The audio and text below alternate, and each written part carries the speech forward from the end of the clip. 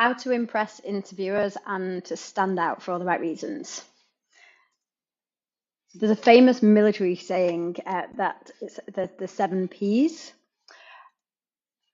Proper planning and preparation prevents poor performance. They've added in an extra P in there just to make their point. So, preparation. You've researched the company and the interviewers, but don't forget some important details. Check the Wi-Fi. Make sure that you've got a backup if Wi-Fi backs out. If you can't plug in with a cable, you've got the Wi-Fi. Then have a backup mobile data that you can tether from your mobile phone. Make sure that there's somewhere quiet that you can go and minimize distractions.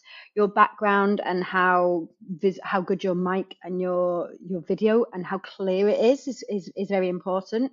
Check the lighting at the time of day. If you need to get a lamp to put behind the screen, then do so. And make sure that you check the link that they've sent in the invite. Check what time zone it is, that you're on the same, that they've accepted. And if there's a tool that you've never used before, for like if you've not downloaded Zoom, which I'm sure you have done by now, or if it's something that you've never used before, check this ahead of time rather than just trying to do it 5 minutes before. You might actually need to register, which will take a bit more time, and you don't want to end up being flustered before you've even got started. Be sure to do that.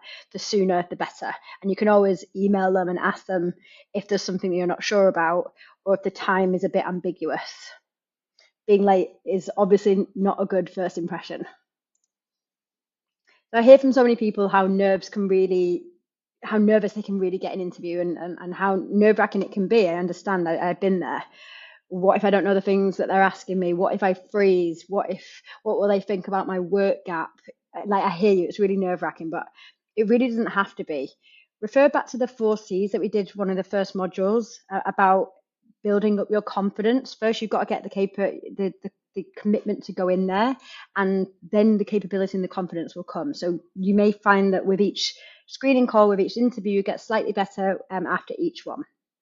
Send applications to jobs that you thought you couldn't get, and where are you now? Like people have probably put a lot of effort into applications and thinking, oh, well, I'm not really qualified, and then they get a call.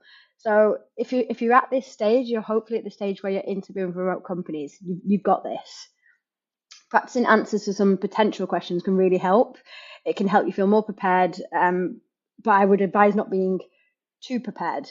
You don't want to sound like a robot and reading from a script. You just want to have an idea of the kind of questions that they're going to ask and do some practicing around that. When you're presenting yourself, you don't need to be super smart, but just be aware of how you're coming across. So if you're going for an interview with a big bank, you might want to dress in a shirt. If you're going for a startup, a suit and a tie probably won't fit well with their dress, their style. So you might want to dress a little bit more informally. Body language matters more than any of this. So like I mentioned before about your hands being visible, it elicits some kind of additional trust. Your posture, if you're not sitting, if you've not got standing desks would be a great idea because you automatically forced to stand like that rather than slouch, rather than going like that. And smile as well. Even if it's only a phone interview, you can hear a smile through a phone call. And I'm sure you've heard that before. Eye contact, even though it's on video, have eye contact with the camera rather than like looking down here or looking on the other screen. It's fine to have a second screen if you find that you've got some notes on here, but make sure you're speaking to the people that you're interviewing with. Exude confidence. This is easier said than done. I get that. But I've been in so many situations where I've done a presentation and I was super nervous and I felt like I rambled on and I talked too much and then people came up to me afterwards and said what a great job I did. So we often do way better than we think we're doing. We're our own worst critics. So if you think you're doing terribly, you're probably doing way better than you think you're doing. It's totally natural to feel a bit nervous and sometimes intimidated, but pretend you're about to give the performance of your life as an actor and fake it till you make it. One sign of confidence is simply modulating your voice. So if you speak slowly and calmly, you'll appear more confident. Take a few seconds, breathe, gather your thoughts, and don't be afraid to ask the interviewer to repeat the question. You do this for two reasons. One is to actually understand or to ensure that you understand the question. Second, it gives you a bit of buying time to try and think of the answer. So if you want to give yourself those few seconds and gather your thoughts and think of an answer, you can actually say, "That's a great question. Let me have a few seconds to think about that." And they'll probably appreciate you acknowledging rather than just sitting there going, um, um, um.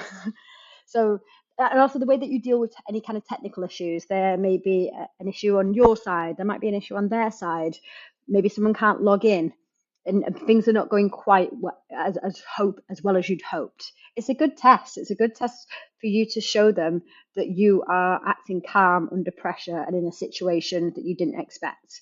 So don't focus on the problem. Look for solutions to the problem that's arisen.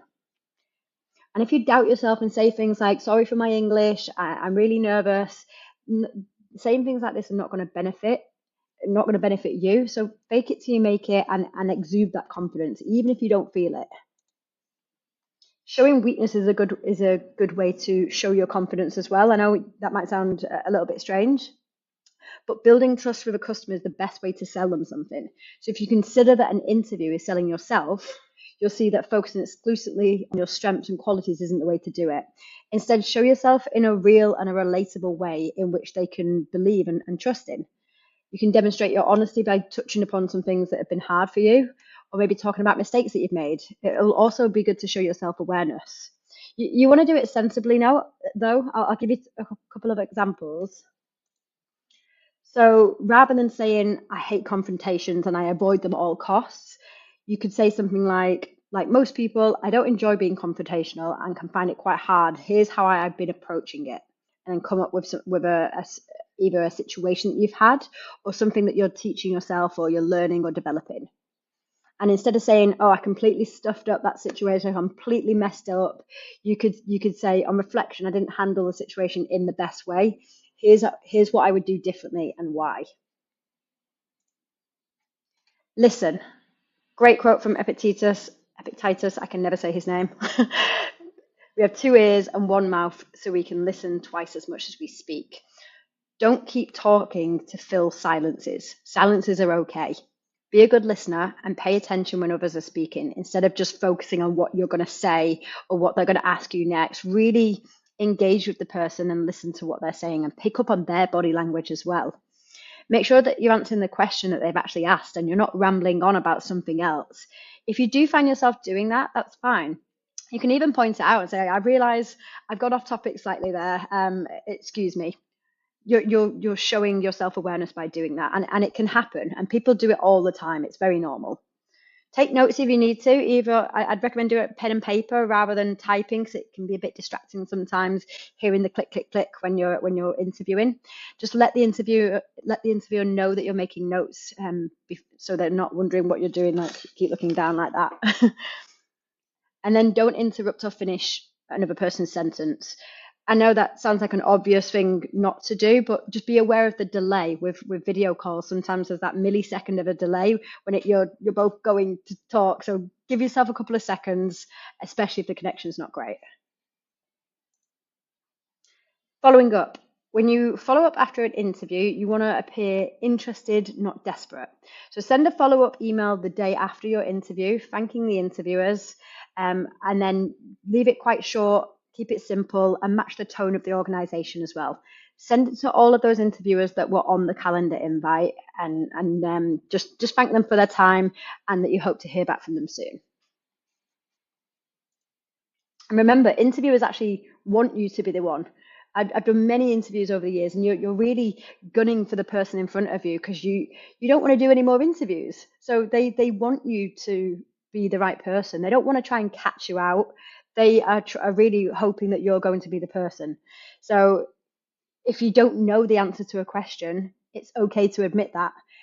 You can shield the question if you like by saying something along the lines of, "Well, whilst at X company, I picked up XYZ in just 1 week, having never used it before. It was easy enough to learn."